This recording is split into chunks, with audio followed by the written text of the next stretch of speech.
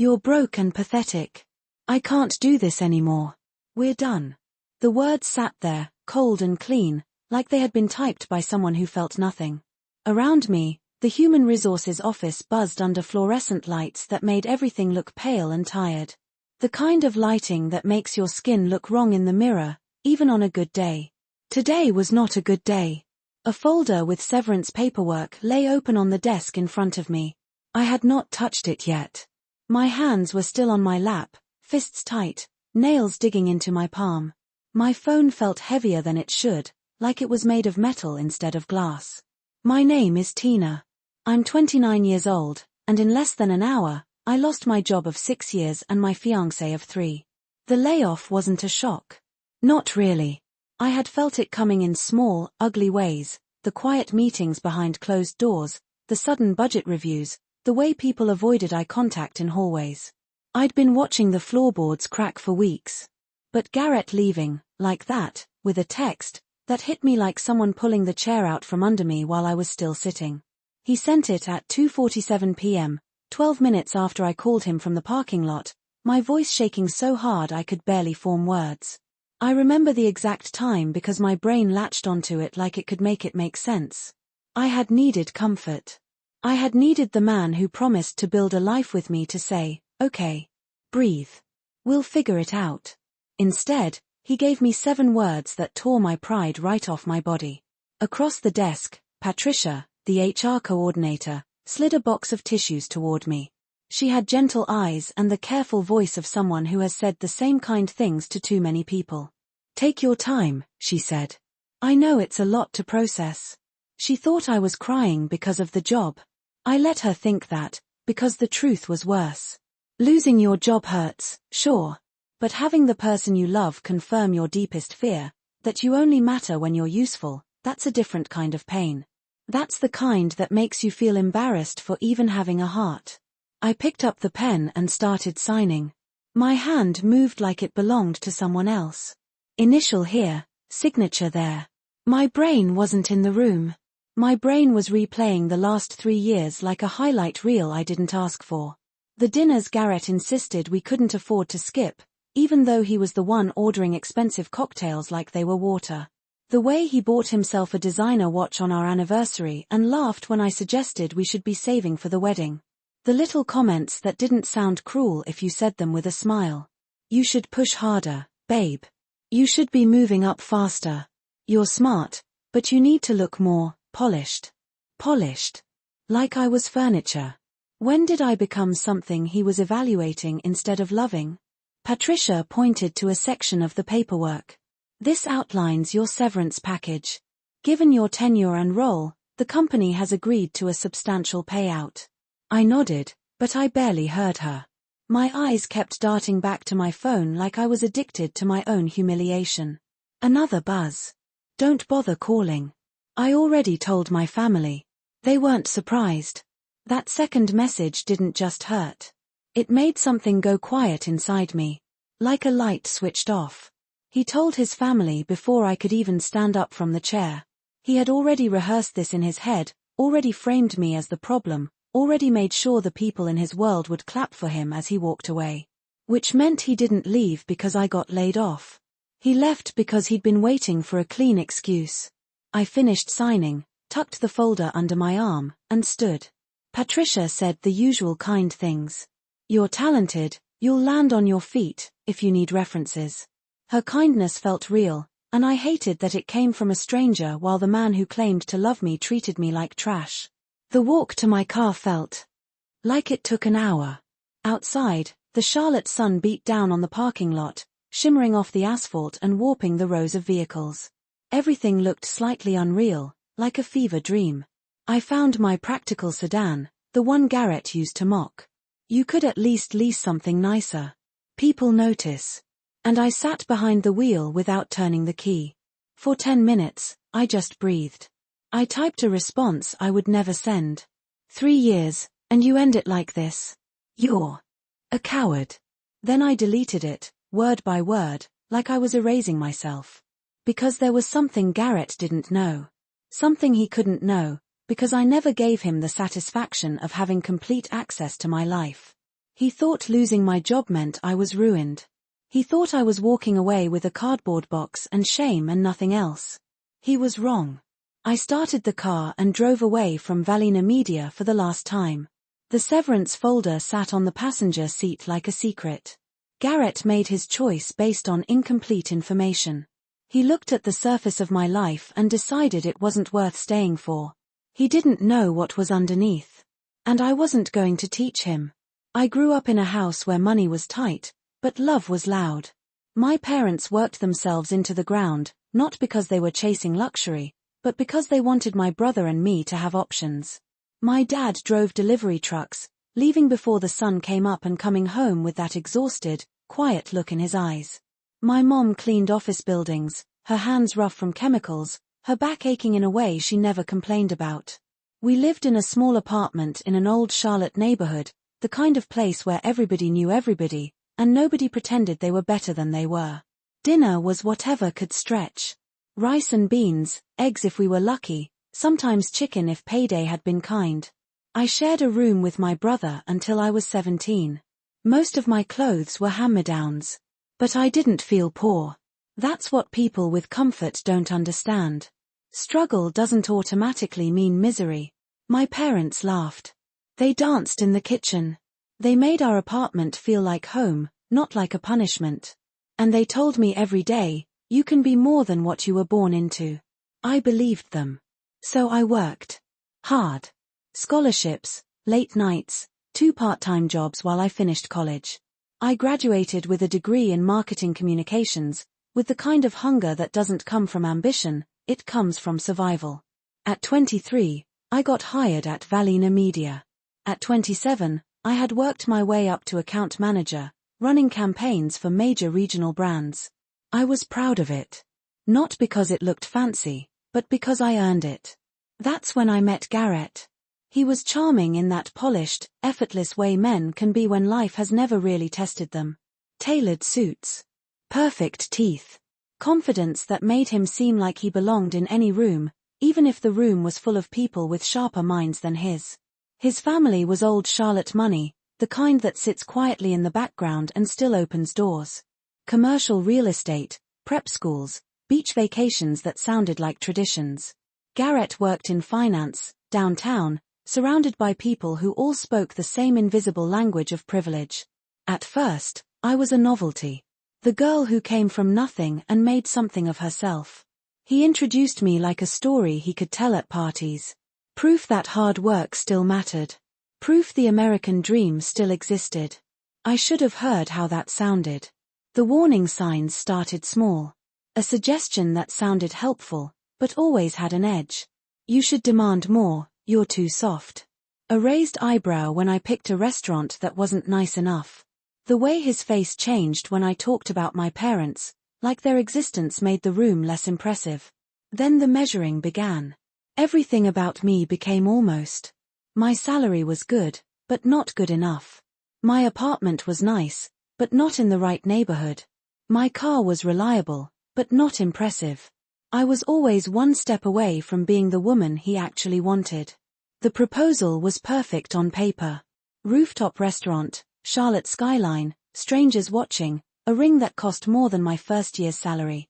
I said yes because I loved him, or I thought I did. And because I convinced myself his criticism was just him wanting the best for us. But the best for us slowly turned into you need to be someone else. The engagement dragged on.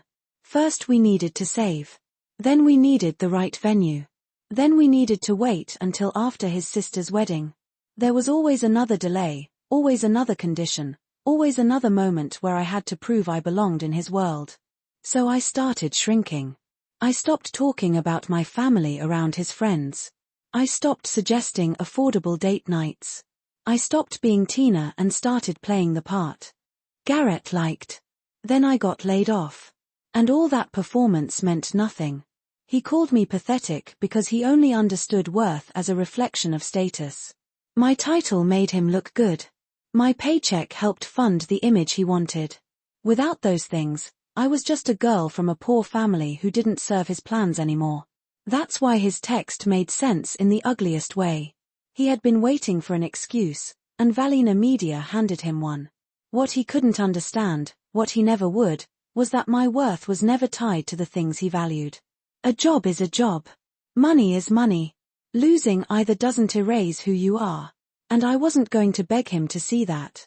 That night, alone in my apartment, I poured a glass of wine and finally read the severance paperwork Patricia gave me. I stared at the number, blinked, then read it again. $200,000. I set the glass down like my hands suddenly forgot how to hold anything. Between unused PTO, sick leave, tenure bonuses, and company guilt, Valina Media was paying me enough to change everything.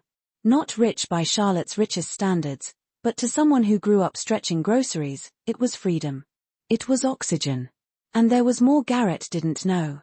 3 months before the layoffs, a recruiter reached out about a position at Ironwood Forge, a boutique creative agency that was quietly dominating a niche most people ignored. Their work was real. Substance over flash. The kind of agency that didn't chase trends, it created direction. I had interviewed, then interviewed again, then met the founder, a sharp woman named Margot, who looked at my resume like she recognized herself in it. "You remind me of me," she'd said, like it was a compliment and a warning. "Hungry. Scrappy. Not afraid to earn what you want." 2 weeks before Valina Media cut my department, the offer came in. Senior Account Director. 20% increase. Equity. A seat at the table. I hadn't told Garrett. At first, because I didn't want to jinx it. Then because I wanted to decide without his influence. And finally because I was tired. Tired of explaining myself to someone who only cared about what made him look good. Now, sitting there with the severance papers and the wine I wasn't even drinking, I realized my silence had saved me. Garrett dumped me thinking I was heading into ruin. He had no idea I was stepping into my biggest opportunity, with a cushion big enough to make the ground feel solid again. I scrolled through our text history, years of messages, little hearts and inside jokes and plans that suddenly looked like theater. I thought about telling him everything, just to watch him choke on it, but I didn't. Let him believe his version. Let him congratulate himself for leaving at the right time. Tomorrow, I would call Margot and accept the offer. Tomorrow, I would start building a life that belonged to me. But tonight, I sat with the quiet satisfaction of knowing the man who called me pathetic had just made the biggest mistake of his life, and he didn't even know it yet. Monday morning at Ironwood Forge didn't feel like starting over, it felt like stepping into a room I should have been in the whole time. I showed up early, not because I had to, but because my nerves wanted something to do. The building was older, brick, a little imperfect, the kind of place with character instead of polish. Valina Media had always been glossy, glass walls, trendy slogans, the illusion of importance. Ironwood felt different the second I walked in, like the air had weight, like people here cared about what you produced, not what you looked like producing. Margot was already there, of course. She had that energy, the kind that doesn't need a spotlight. She shook my hand, looked me in the eye, and said, "I'm glad you're here. We're going to do good work. No speech. No performance. No fake welcome basket. Just truth."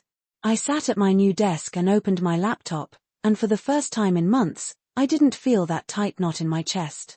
Not because life suddenly became easy, but because I wasn't bracing for someone to judge me every second. The severance money sat in my account like a secret. $200,000. Freedom, but also a reminder that Valina Media had paid me to leave quietly, like an apology written in numbers. I didn't touch it right away. I watched it sit there, growing slightly with interest, while my brain spun through options like a roulette wheel.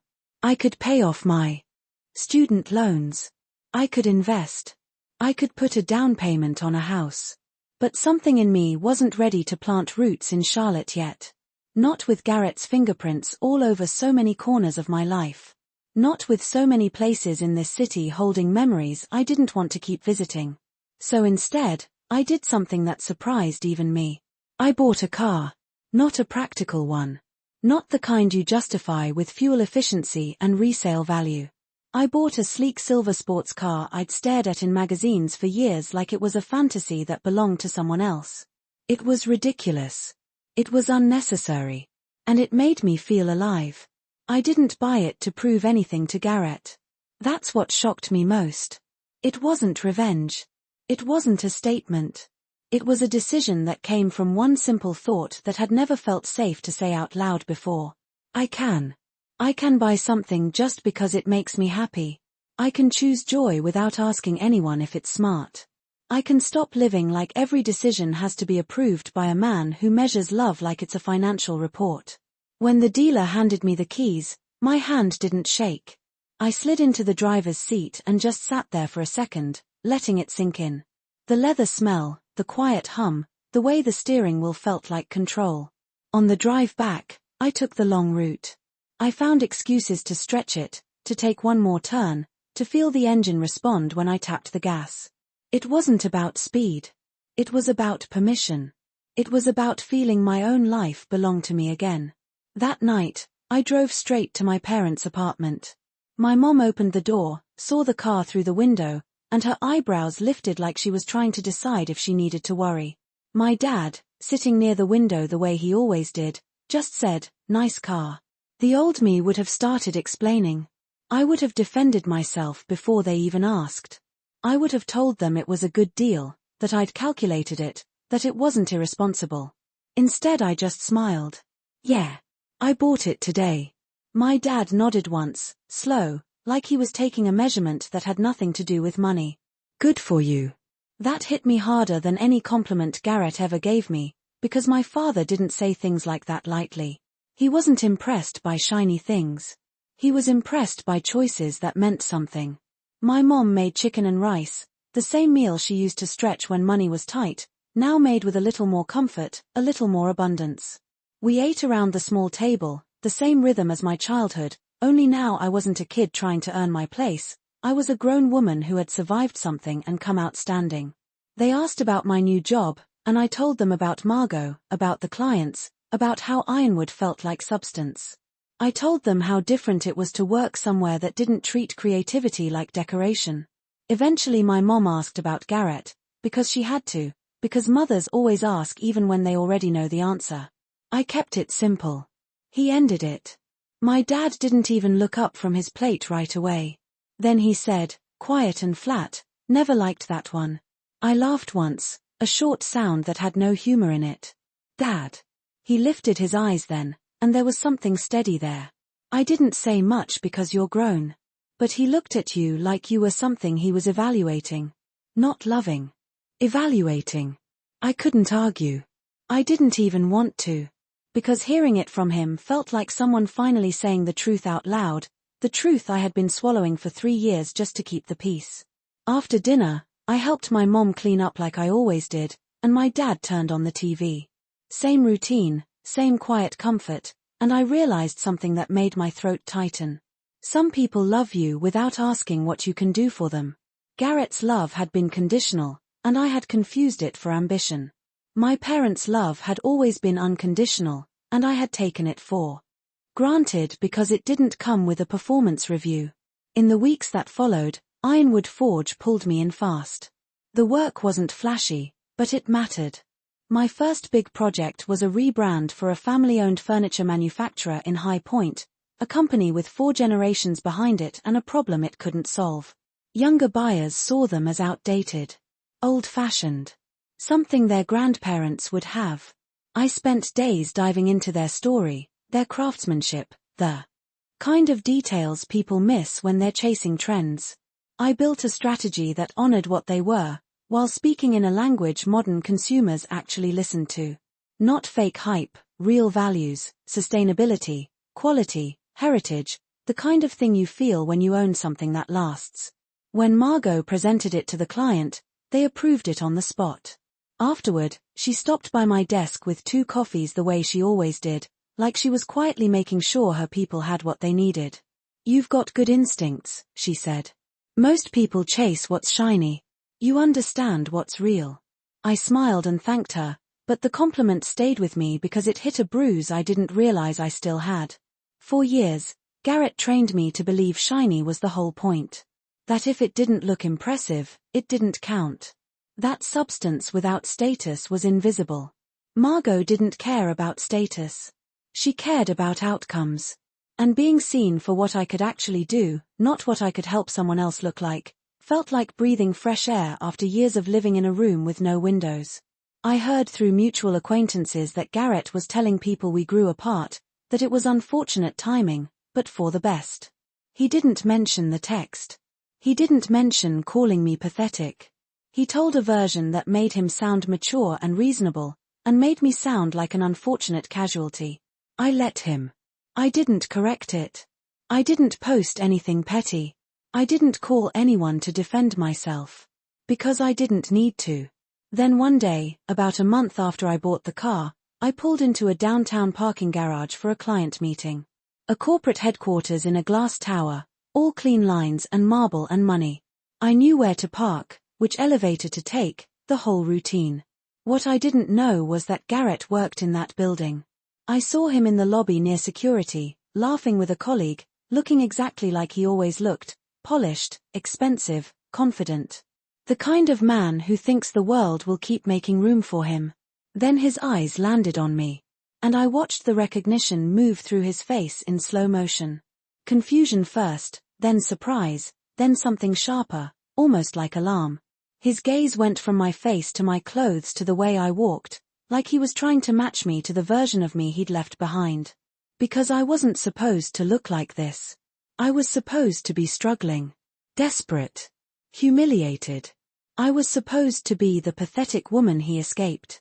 Instead, I was walking through that lobby like I belonged there, because I did. Tina, he said, stepping away from his colleague. His voice had a careful edge to it, like he didn't know what he was allowed to say.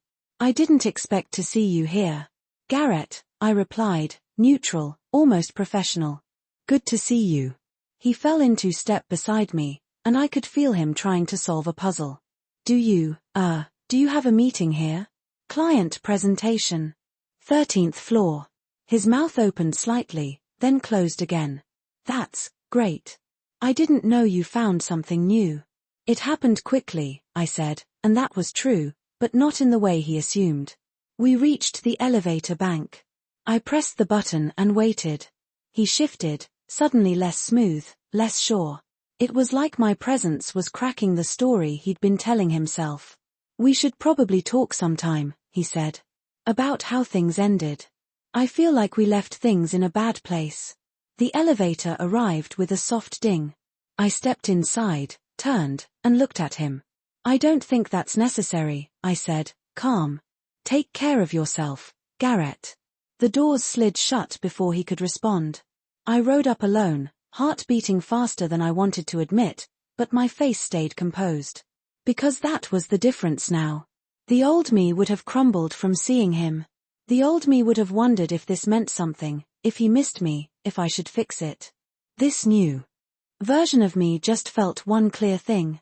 I'm not yours anymore.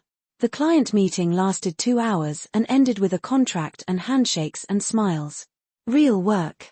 Real results. By the time I returned to the lobby, Garrett was gone.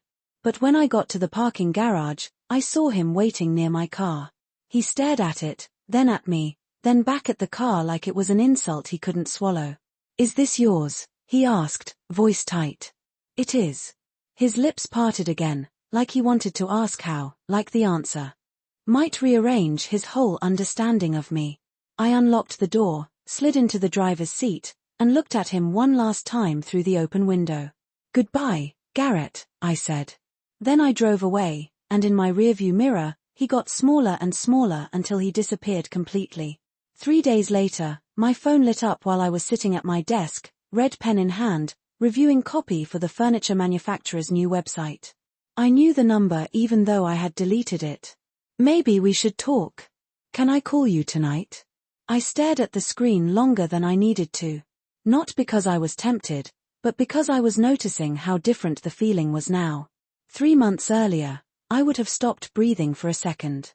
I would have replayed his words, analyzed punctuation, wondered what tone he meant, hoped this was regret dressed up as politeness. Now it just felt late. I flipped my phone face down and went back to the copy. The headline needed tightening. The tone needed warmth. There were actual problems in front of me, Problems that deserved my attention more than a man who had already shown me who he was. That evening, he texted again. I really think we should catch up. A lot has changed. I almost laughed. Yes, a lot had changed. Just not the parts he thought. In Garrett's mind, the car, the clothes, the meetings, they were luck. A fluke. A sudden windfall that accidentally landed in my lap. He didn't see the years behind it. The quiet work. The discipline. The way I had been building toward something long before he ever decided I was worth dating. The severance money wasn't luck. It was 6 years of loyalty, effort, and results being acknowledged all at once. The new job wasn't luck. It was reputation. It was relationships. It was showing up consistently when nobody was watching. The car wasn't luck either. It was permission. Permission I finally gave myself to enjoy what I earned without asking for approval. None of it had anything to do with him. And yet here he was, suddenly curious, suddenly interested, suddenly wanting a conversation. The next morning, I took his call. Not because I wanted him back. Because I wanted something cleaner than silence. Tina, he said, and his voice sounded different. Softer. Less sure of itself. Thanks for picking up. I know I don't really have the right to ask for your time.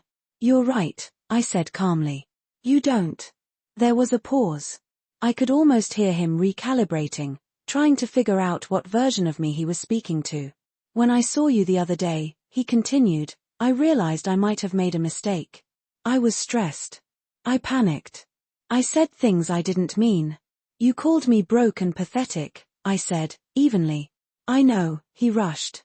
I was wrong. I'm sorry. You ended a 3-year relationship over text, I said, my voice steady, 12 minutes after I told you I lost my job. I wasn't thinking clearly. No, I said. You were thinking very clearly. Silence. You looked at my situation, I continued, and decided I wasn't worth the inconvenience anymore. You measured me the way you always did, and I came up short. That's not fair, he started. It's exactly fair, I said, cutting him off. And here's the thing. You weren't wrong. That stopped him completely. I was never the woman you wanted, I said. I never was. You wanted someone with the right last name, the right background, the right shortcuts. I'm a delivery driver's daughter who grew up stretching rice and beans. That doesn't go away no matter how well I do. Tina, please let me finish, I said. You ended things because you thought I had nothing left to offer you. And now you're calling because you saw the car and the confidence and realized you might have miscalculated. But you didn't miscalculate the real problem. Another long silence. I was never going to be enough for you, I said. Not because of my job, or my money, or my car. Because of who I am. And I'm done trying to be someone else. I could hear him breathing, shallow, uncertain. The job was never the issue, I continued.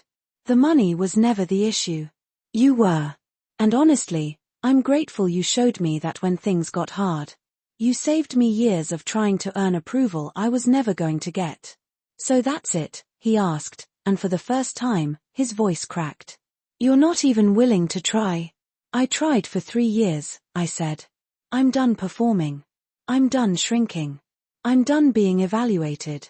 What am I supposed to do? He asked, and that was the moment something clicked into place for me. Even now, facing the consequences of his own choices, he wanted direction. From me. That's not my problem anymore, I said. Goodbye. I hung up before he could say another word. That evening, I drove to my parents' apartment again. Not for dinner this time. Just to sit. To exist in a space where nobody asked me to be impressive. My dad was reading the paper. My mom was working on a crossword puzzle. The TV murmured in the background. The air smelled like coffee and familiarity. You look lighter, my mom said, glancing up. Did something happen? I closed a door, I told her. One that should have been closed a long time ago. She nodded like she understood exactly what I meant. That was the thing about my parents. They had lived hard lives. They understood when something stopped being worth carrying. Driving home that night, the city felt different. Not because it changed. Because I did. The woman who accepted a breakup text without fighting back was gone. The woman who performed for approval was gone. The woman who measured her worth through someone else's eyes was gone. In her place was someone I was still getting to know. Someone who bought a sports car because she wanted it. Someone who took a job because it felt right, not because it looked impressive. Someone who walked through corporate lobbies without apologizing for existing. Garrett called me pathetic. He was wrong. But even if he hadn't been, even if I had walked away from Valina Media with empty pockets and a broken heart, I still would have been worth more than he ever understood. Because my worth was never about money or titles or optics. It was about the woman I became by surviving things that never made it onto a resume. The next morning, I arrived at Ironwood Forge before sunrise. The city outside my window was washed in soft orange light, the skyline quiet, earned, honest. My phone stayed silent. No texts. No apologies. No attempts to rewrite history. Just peace. Margot arrived later, set 2 coffees on my desk like she always did, and said, "You're here early." Couldn't sleep. Good energy or bad? I thought about it. Good, I said. I finished something.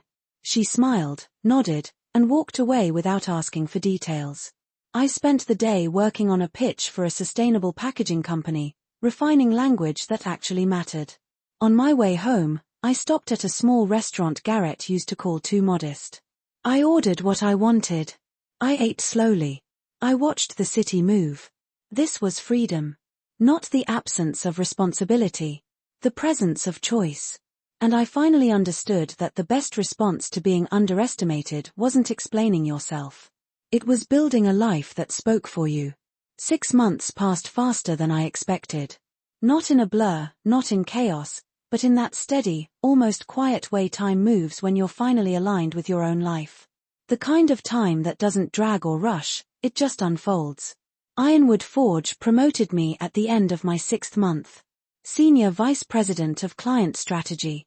Reporting directly to Margot. A team of 8 people under me. Real responsibility. Real trust. When Margot told me, she didn't make it dramatic. She closed my office door, leaned against the desk, and said, "You're already doing the job. We're just making it official." I thanked her, but what I felt wasn't excitement the way I used to feel when Garrett praised me. It was steadiness. Like something clicking into place that had been waiting there all along. I celebrated with my parents. Took them out to dinner, nothing fancy, just a place where the food was good and the noise didn't drown out conversation. My mom cried again, quietly, the way she does when she's proud but trying not to make it about herself.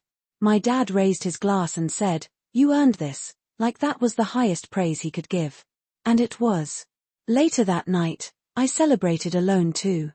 Sitting in my apartment with a glass of wine, looking around at a life that felt solid. Not flashy. Solid. The kind of life that doesn't collapse when one piece shifts. None of it felt like luck. Because it wasn't. It was consistency. Effort. Saying no when it was uncomfortable. Walking away when it would have been easier to stay. Through Charlotte's small, chatty circles, I heard about Garrett. The woman he started dating after me had left when she realized his finances weren't as impressive as his lifestyle suggested. His job performance dipped, which he tried to spin as a strategic pivot. His family's real estate holdings took a hit during a market correction, and suddenly the safety net wasn't as soft. I didn't celebrate his struggles. I didn't feel satisfaction. I just noticed them, the way you notice weather changing. He once called me pathetic because he believed worth was something you inherited or performed. Now he was learning that worth is something you build. A year after the breakup, I bought a house. Not in the neighborhood Garrett dreamed about, with its polished facades and invisible rules. I bought a place near where I grew up. Close enough to my parents that visiting didn't feel like a production. Far enough that it was clearly my own. It had a small yard. A big kitchen. Windows that flooded the rooms with light like they were generous on purpose. My mom cried when she walked through it. My dad checked the windows, the doors, the plumbing, like he always did. Then he stood in the living room, hands on his hips, and said, "You did good." That mattered more than any title I had ever earned. The sports car stayed ridiculous. I kept it anyway. Because it wasn't about the car. It never was. It was about freedom. 18 months after the breakup, Garrett texted me one last time. I saw your promotion announcement. Congratulations. I always knew you'd do great things. I read it once. Then again. And then I deleted it. He hadn't always known anything. He calculated my value based on things that had nothing to do with my ability, my resilience, my character. When those things shifted, he walked away without looking back. There was nothing left to say. 2 years after the day I lost my job and my fiancé in the same afternoon, I sat on the back porch of my own house and watched the sun sink into the horizon. The yard glowed gold. The city hummed in the distance. The woman who stared at that breakup text under fluorescent lights felt like someone I used to know. Someone I respected, but didn't recognize anymore. Garrett's life continued on a downward slope. His reputation thinned. His relationships failed. His name stopped opening doors the way it once had. He became a quiet example of what happens when your life is built on appearances instead of substance. I didn't take pleasure in it. But I understood it. He measured people constantly, but never measured himself. When the things he valued collapsed, there was nothing underneath to hold him up. I thought about all the moments he made me feel small. All the times I believed him. All the ways I bent myself to fit a mold that was never made for me. He was wrong about me. But I was wrong too, for letting him define me. The daughter of a delivery driver and a cleaning woman. The girl who grew up counting groceries and sharing bedrooms. The woman who earned every single step forward. I was never less than anyone. If anything, I was more, because I built what I had from the ground up. Garrett saw limitations. I saw fuel. That was the difference. I went inside and made dinner. Rice and beans. Simple. Familiar. The smell filled the kitchen with memory and comfort. Some things change. Some things stay the same. And sometimes the things that stay the same are the ones that matter most. Losing my job and my fiancé felt like the end of my world. It wasn't. It was the clean break that finally set me free. Revenge was never the point. Success wasn't a weapon. It was a consequence of refusing to live inside someone else's limitations. He called me pathetic. The woman I became proved him wrong without ever speaking his name again. I wake up every morning in a life I chose. I build work that matters. I love without shrinking. I walk away when something asks me to be less than I am. That is the only victory that ever mattered.